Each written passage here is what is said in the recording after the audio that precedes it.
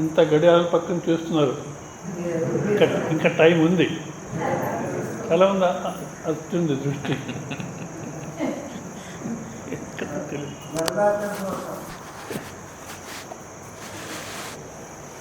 Cell ఫోన్లని of చేసి మహాత్ములు చెప్పేదాన్ని ఏకాగ్రత వినండి. ఓం నమో నారాయణాయ. ఓం నమో నారాయణాయ. ఓం నమో నారాయణాయ. ఓం నమో నారాయణాయ. ఓం నమో నారాయణాయ. ఓం నమో నారాయణాయ. సాధన భాగంలో అమానిత్వాది గుణాల్లో శుచిత్వం అనే దాన్ని చూస్తున్నాం. శౌచం, దాంట్లో బాహ్య శౌచ, ఇది కర్తృతంత్ర. ఇప్పుడు వీళ్ళు చెప్పిన కర్మయోగము అంతే, ఇది అమానిత్వాది గుణ కర్తృతంత్ర. అంటే వింటున్నారు మీరు, అబ్బా స్వామీజీ చెప్పాడు మార్చుకుందాం, అట్లే శుభ్రంగా ఉండిపోదాం అని మార్చుకోవచ్చు. లేకపోతే మరో విధంగా చేయొచ్చు, లేకపోతే చేయకోకుండా ఉండొచ్చు. ఆవరణ శుద్ధి మనం ఎందుకు చేయాలి? ఇప్పుడు ఆ మోదీ చేస్తాడులే, వచ్చి చేస్తాడు, మన అట్లనే అనుకోవచ్చు, లేదా చేయొచ్చు. కర్తం శక్యం, అకర్తం శక్యం, అన్యతా కర్తం శక్యం.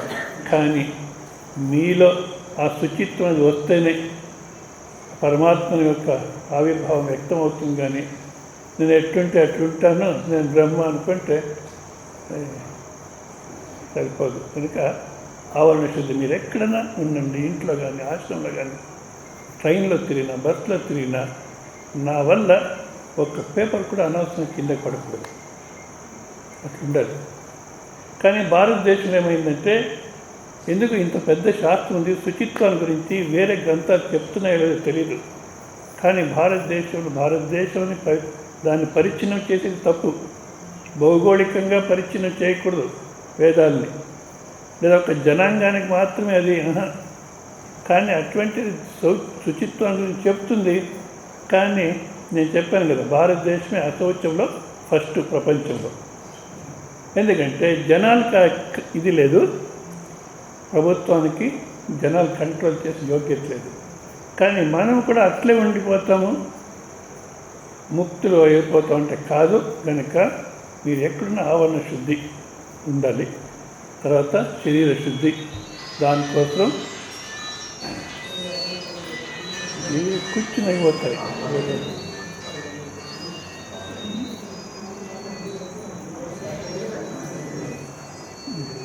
చాలా చూడండి.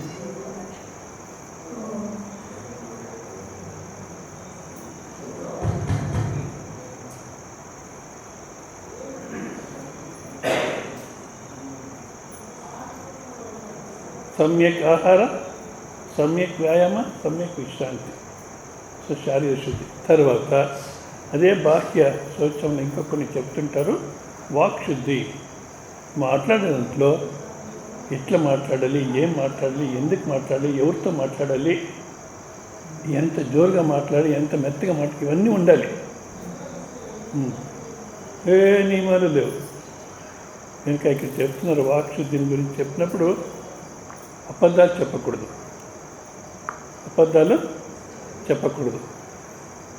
స్వామి అబద్ధాలు చెప్పితేనే ఈ కాలంలో, సత్యం చెప్తే ఏమవుతుంది? సత్యరిచ్చినకి ఏమైంది? ఒక తండ్రి వాళ్ళ అబ్బాయిని చాలా అబద్ధాలు చెప్తున్నాడని సత్యహరిశ్చంద్ర డ్రామాని పిలుచుకుపోయినంటే ఒకరోజు. నెక్స్ట్ రాజ్కుమార్ చేసినటువంటి కర్ణాటకలో సత్యహరిశ్చంద్ర, రాజ్కుమార్ చాలా బాగా యాక్ట్ చేశాడని దానికి పిలుచుకొని పోయినాడు. అది అయిన తర్వాత హరికథకి పిలుచుకొని పోయినాడు. తర్వాత 3 రోజులు అయిన తర్వాత, చూడు సత్యమే చెప్పాలన్నా, అర్థమైందా నీకు అంటే, బాగా అర్థమైంది ఆయన అన్నాడు. ఏం అర్థమైంది? సత్యం చెప్తే సుడిగాడికి పోతాం, సత్యాడు సుడిగాడికి పోతుంది అంటే శ్మశానానికే పోతాం, సత్యం చెప్పకూడదు.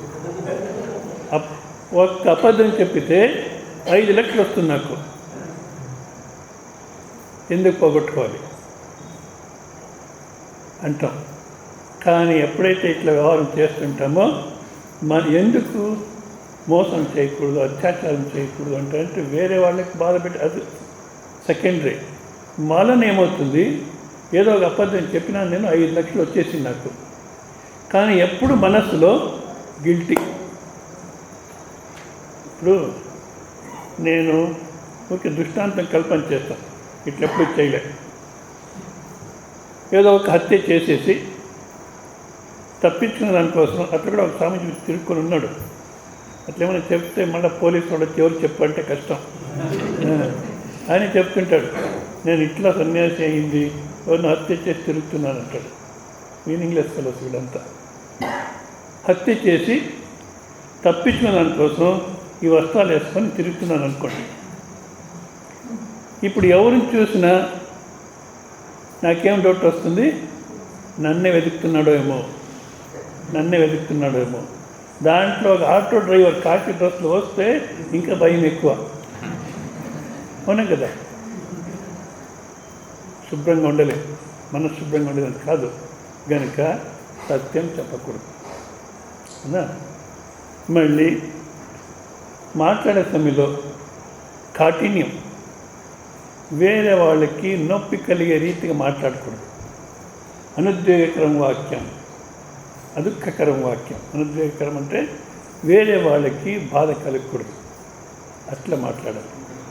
అంటే వేరే వాళ్ళకి మాట్లాడే సమయంలో ఏదో అబద్ధాలు చెప్తూ ఉంటే వాళ్ళకి చాలా బాగుంటుంది, సత్యం చెబితే పట్టదు కనుక అట్లేదో సత్యమే చెప్పాలి.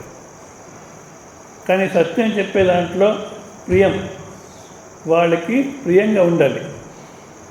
అంతేకాదు హితం, వాళ్ళకి జీవితంలో మంచిది కావాలి. ఇట్లా మాట్లాడేది నేర్చుకోవాలి. ప్రియవాక్య ప్రధానేన సర్వే తుష్యంతి జంతవ. ప్రియంగా మాట్లాడితే ప్రతి ఒక్క జీవికి సంతోషం అవుతుంది. తస్మాత్ తదేవ వక్తవ్యం. కనుక నొప్పి పెట్టుకోకుండా, బాధ కలుక్కోకుండా మాట్లాడు. ఇప్పుడు ఒక 1,00,000 రూపాయలు ఇమ్మంటే నా దగ్గర లేదని చెప్పవచ్చు. అతిథి సత్కారంలో అఖండాన సరస్వతి వాళ్ళు వివేకం చేస్తారు. అతిథి గృహస్థితితో అతిథి సత్కారం జరగాలి. ఇక మనకి తినడానికి లేదు, వేరే వాడికి ఎక్కడ పెట్టేదంటే అట్లా పరిస్థితి ఉంటే నీళ్లు ఇచ్చేసి పంపించేసాయి. ఆ కాలంలో నీళ్లు సరి, ఈ కాలంలో నీళ్లు కొనుక్కోవాలి. వచ్చిన వాళ్ళకంత నీళ్ళు ఇస్తుంటే ఇక్కడ సాధ్యం. అట్లా పరిస్థితి ఉంటే రానాయన మన దీంట్లో అన్నం లేదు, నీళ్లు కూడా ఇవ్వలేము, లోపల వచ్చి విశ్రాంతి తీసుకొని పో అని చెప్పు అంటారు. ఆహా, మీ మాటలు వింటే అంతే. వాడు లోపల వస్తే విశ్రాంతి తీసుకొని పోతాడో ప్రాణం తీసుకొని పోతాడో ఈ కాలంలో. అటువంటి పరిస్థితి ఉంటే అన్నం ఇవ్వలేము, నీళ్లు ఇవ్వలేము, లోపల రమ్మని చెప్పలేము. అటువంటి పరిస్థితి ఉంటే మంచి మాటలతో పంపించేసి, నా దగ్గర మంచి మాటలు లేవు, నేను నోరు చేస్తే ఊళ్ళో అంతా అల్లాడిపోతారు, ఇది పెద్ద గుణమని చెప్పుకుంటాం. డబ్బు అన్నం లేదు, నీళ్ళు లేదని చెప్పొచ్చు, కానీ మంచి మాట లేదంటే ఆ సంస్కారం లేదు. తెచ్చుకో ఆ సంస్కారం. వచ్చనే కా దరిద్రత. మంచి మాట్లాడడానికి ఏమో దరిద్రం ఉందా? నేర్చుకోలే. ఇంకా కాఠిన్యంగా మాట్లాడకూడదు, సత్యం కఠినత అనేది ఉండకూడదు. తర్వాత వ్యర్థ మాటలు మాట్లాడకూడదు. ఇవే ఎక్కువ. ఈ భారతదేశంలో చాలా భ్రష్టు పట్టిపోయింది.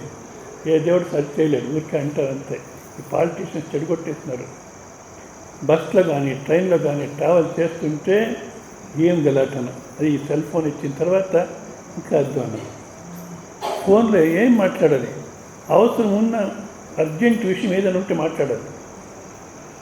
ఫోన్ చేస్తాడు, ఎక్కడున్నావు, కాఫీ అయ్యిందా అంటాడు. ఇది వ్యర్థ మాటలు మాట్లాడకూడదు. ఏది అవసరమో అది మాత్రం మాట్లాడాలి. ఇది తర్వాత ఎందుకు ఇదంతా అశుద్ధి మాటల్లో. తర్వాత నింద చేసేది వేరే వాళ్ళు, లాభం లేదు. చేసిన తర్వాత మనము బాధపడతాం, వాళ్ళు బాధపడతారు. లాభమేమి. వ్యర్థ మాటలు మాట్లాడకూడదు. తర్వాత ఇది రామాయణంలో మంతరే అంటారే. ఆమె ఎప్పుడు పుట్టిందో ఎప్పుడు చచ్చిందో తెలియదట. ఆ మంత్ర అంటే ఆ కైకేయికి చెప్తుంది కదా, శ్రీరామచంద్ర అడవికి పంపిస్తే ప్లాన్ చెప్పిస్తుందే, వీళ్ళు వీటిని తీసుకు అక్కడ చెప్పేది, అది తీసుకు ఇక్కడ చెప్పేది. ఆమె ఎప్పుడు చనిపోయింది అని రామాయణంలో అకౌంట్ లేదంట. ఎందుకంటే చనిపోలే ఆమె, అందరింట్లోనే ఉంది, అందరిలో అదే. అటువంటి వ్యవహారం చేయకూడదు. ఇవన్నీ అశుద్ధమైన మాటలు. ఇట్లా చేసుకుంటూ ఉంటాము, బ్రహ్మతత్వం నిలబడిపోతామంటే నీ తలకాయ ఎప్పటికీ సాధ్యం కాదు. తర్వాత ఇవన్నీ అశుద్ధి. శుద్ధమైందంటే అట్లా చెప్పిన సత్యం, ప్రియం, హితం. ఇది మళ్ళీ ఆవశ్యకమైన మాటలే మాట్లాడాలి, అనవసరం మాట్లాడుతూ ఇట్లా వాక్ శుద్ధి అనేది ఉండాలి. తర్వాత కౌటుంబిక శుద్ధి, కుటుంబంలో శుద్ధత్వం ఉండాలి. అప్పుడు నేను చెప్పాను ప్రతి ఇల్లు మందిరం అని. కానీ ఉన్న ఎవరెవరు ఉన్నారో వాళ్ళతో వ్యవహారం చేయాలంటే నిజంగా ఇది భారతదేశంలో మంచి సంస్కృతిని ఎవరో ఫారినర్ కూడా అన్నారు, మీరు మమ్మల్ని అనుసరిస్తున్నారు, ఇట్లా అనుసరణ చేసే దాంట్లో మీ సంస్కృతి పోగొట్టుకుంటే మొత్తం ప్రపంచం బాధపడుతుంది, మీ సంస్కృతిని బాగుంది అని. ఎప్పుడు బాగుండిందో ఇప్పుడేమైంది, ఉమ్మడి కుటుంబం అంటాం. అంటే అన్నదమ్ములు, వీళ్ళు, అత్త, కోడలు, మళ్ళీ తోడి కోడలు, అంతా అన్నదమ్ములు అంతా గతిలో ఉండాలని. ఒకరికొకరు సరిపోదు. అత్త కోడలంటే ఇంక చెప్పాల్సిన అవసరం లేదు, ఎప్పుడు విరోధమే. ఈ తోడి కోడళ్ళు సరిపోదు, అన్నదమ్ములకు సరిపోదు. మళ్ళీ ఒక్కటిగా ఉండాలంటే సాధ్యమా? తర్వాత ప్రేమ అనేది పరస్పరం అంటారు. నాకు దేవుడు అంటే ఇష్టం, బస్ అంతే. దేవుడు నన్ను చూస్తున్నా లేదా అది నాకు అనవసరం. దేవుడు అంటే నాకు ఇష్టం, ఆయన ఏమన్నా చేసుకోండి. అదేవిధంగా నువ్వంటే నాకు ఇష్టం, వ్యవహారికంగా ప్రేమ అంటే నువ్వంటే నాకు ఇష్టం బస్. ఎందుకు అనే ప్రశ్న వస్తే అది వ్యాపారం అవుతుంది. భార్యను ఏది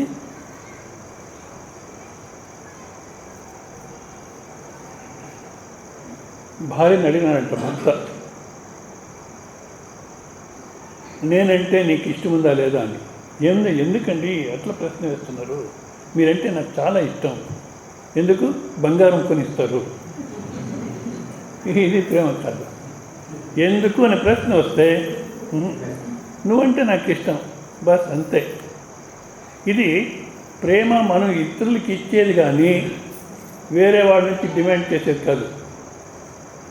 పాజిటివ్ క్వాలిటీస్ ఎప్పుడు అంతే, వేరే వాళ్ళకి మనం ఇచ్చేదే కానీ వేరే వాళ్ళ నుంచి నిరీక్ష చేసేది కాదు.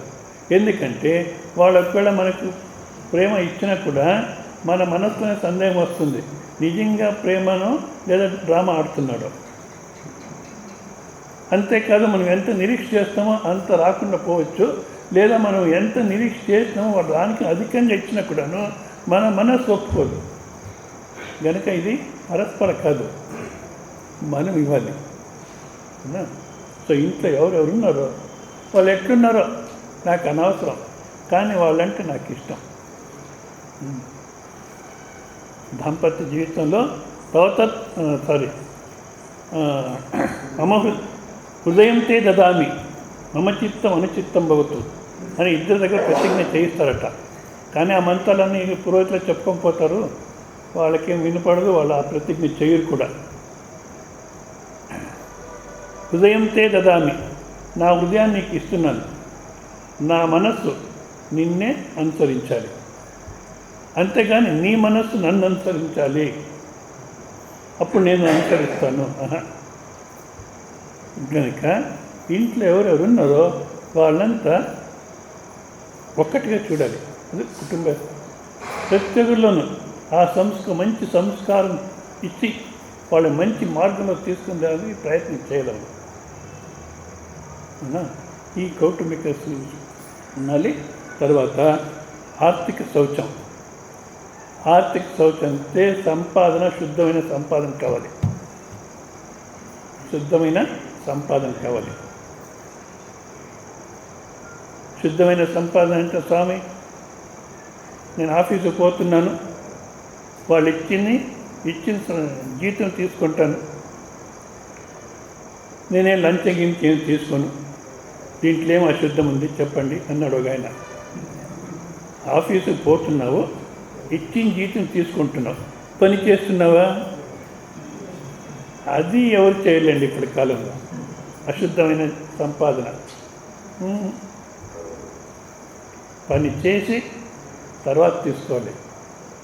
అక్కడ వాళ్ళు ఆఫీసర్ పని వద్దన్నా అయితే ఈరోజు జీతం వద్దు.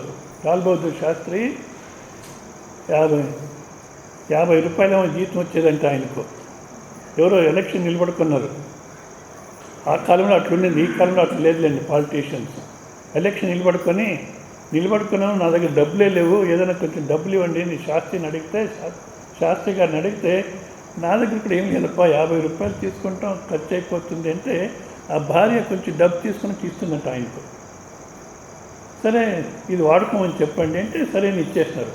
తర్వాత శాస్త్రి ఆమెను కూర్చోబెట్టుకొని ఈ డబ్బు ఎట్లా వచ్చింది అంటే, మీరు ఇచ్చే 50 రూపాయలు ప్రతి నెలకు కొంచెం మిగిలింది, దాన్ని తీసి వాళ్ళకి ఇచ్చినాను అంటే, అప్పుడు ఎంతెంత ఖర్చు అవుతుంది లెక్కపెట్టి నెలకు అదెంత 10 రూపాయలు 15 రూపాయల జీతం తగ్గించుకోండి, ఇంక ఎక్కువద్దు అన్నాడట. అట్లా ఉండాలి, శుద్ధమైన సంపాదన ఉండాలి. మళ్ళీ ఇది ఒప్పుకోరు, మీరు ఎవరు ఒప్పుకోరు నాకు తెలుసు. నెక్స్ట్ చెప్పేది కూడా ఒప్పుకోరు. అప్పు చేసి జీవనం చేయకూడదు.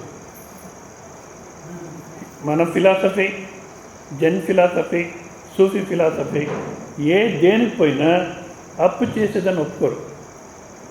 అప్పు ఎందుకంటే మనకి మనసులోనే బాధ ఉంటుంది. పూర్వంలో అయితే ఏం బాధ, మళ్ళీ ఇవ్వాలి, అసలు ఇచ్చేంత వరకు వడ్డీ కట్టాలి, ఇదంతా ఉండింది. ఇప్పుడు అదేం లేదు.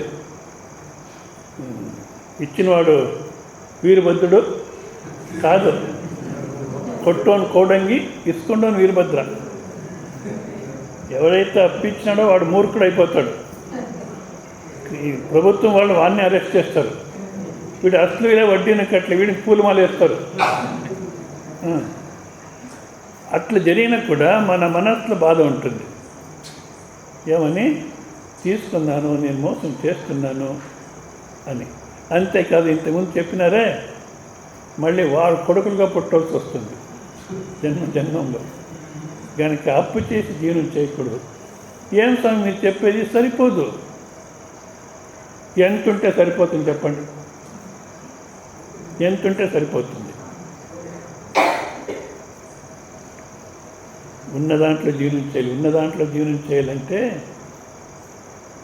అదే శైవ సంప్రదాయంలో ఆయుధక్కి మారయ్య, ఆయుధక్కి లక్కవ అని ఉంటారట. వాళ్ళు బసవಣ್ణ దగ్గర రాజుగా ఉంటాడు ఆయన. ఆ రాజ్యమంతా వదిలేసి మళ్ళీ ఏదో సిద్ధిలంతా ఉంటుంది ఆయనకు. ఆయన దగ్గర ఒక దండం ఉంటుంది, దాన్ని ఏదన్నా ఒక లోహం ఇట్లా స్పర్శం చేస్తే బంగారం అయిపోతుంది. అటువంటి సిద్ధి కూడా ఉపయోగం చేసుకోడు. వచ్చి వాళ్ళ దగ్గర అక్కడ సాధన చేసుకొని శ్రవణం చేస్తూ ఉంటారు. మళ్ళీ 1000 మందికి అన్నదానం జరుగుతూ ఉంటుంది. అక్కడ పోయి తినరు. మరి ఏం చేస్తారో, ఆ వంటింట్లో బియ్యము బేళ్ళు పడింటే అవన్నీ ఏరుకొని వచ్చి ఆ రోజు ఎంత దొరికితే అంత వండుకొని తినేస్తారు అంతే ఒక్క పూట. ఒకరోజు వంటింటికి పోయినాడంట ఆయన మారయ్య. పోతే ఒక 30-40 కేజీలు బియ్యం కింద పడింది. కావాలా అని వేస్తున్నారో టెస్ట్ చేసినాకో ఏమో పడింది. చాలా శ్రమతో ఎత్తుకొని వచ్చినాడు. నేను అప్పుడే చెప్పాను, జ్ఞాపకం ఉందో లేదో ఎక్కేస్తా. మీరైతే ఏమంటారు? మా వాళ్ళకి ఇప్పుడన్నా బుద్ధి వచ్చిందప్ప, రోజు బాధపడేవాళ్ళం, ఈరోజన్నా కొంచెం బుద్ధి వచ్చింది అని అంత ఎత్తి లోపల పెట్టుకొని చాలా సంతోషం, ఇంకో నెల పర్వాలేదని. కానీ ఆ లెక్క అంటుంది, ఈ సఖ్యాసి నినగెక్కే, ఇంత బియ్యం ఎందుకు వచ్చి నీకు ఈ కోరిక? రోజు రోజు జరిగిపోతుంది కదా, మళ్ళీ ఇది ఎందుకు తెచ్చినా? అమరేశ్వరలింగ బహుదూరం అదే దైవానికి నువ్వు చాలా దూరం ఒక్క కోరిక వచ్చిందంటే దైవానికి దూరం అయిపోతున్నావు మనం. కనుక మరి వెనక్కి పంపించేస్తుంది, ఒప్పుకోదు. రోజు వండుకొని తింటున్నావు, దొరికింది చాలు, ఇది వెనక్కి ఇచ్చేసాయి అని కొంచెం కోపం వచ్చిందేమో. రోషం ఎంబుదు ఎమబట్టేది వెళ్ళదే శివభక్తులు ఉంటాయా? కోపడుతున్నావు, శివభక్తులకు కోపమా? సాధ్యం లేదు. ఆశ ఎంబుదు యమపట్టది, ఆశ ఎంబుదు అరసంగల్లదే శివభక్తులకు ఉంటాయా?